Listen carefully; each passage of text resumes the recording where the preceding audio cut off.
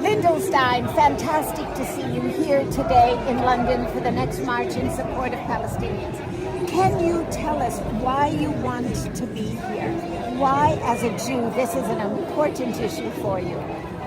Well, it's interesting because, though I've always been supportive, and in fact I've been on some of the ICAHD walks, which were a brilliant way of getting engaged, I hadn't fully focused on this issue, and I think the horrific situation in Gaza has really made me recognize my responsibility as a person of Jewish heritage to actually stand up and to defy the grotesque lie that to be concerned about the barbaric genocide in Gaza means you're anti-Semitic.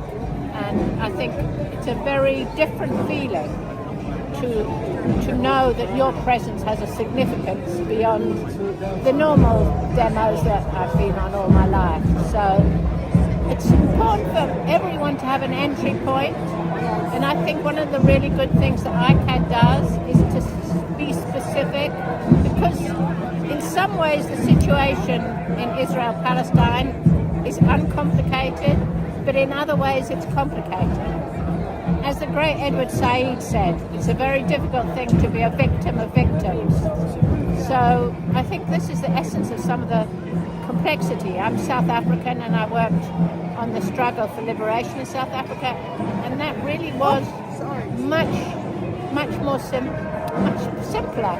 Yes. Nobody really deeply supported the apartheid regime. And that's the problem, is that we have a huge investment in those who are trying to destroy alternative voices and to suggest that loyalty to Israel is a sign of a good Jew, and that is just rubbish. We as Jews understand about injustice and barbarity and genocide, and we have a responsibility to stand up when it's happening, and whoever is the perpetrator. Excellent, thank you. Keep protesting, keep demonstrating.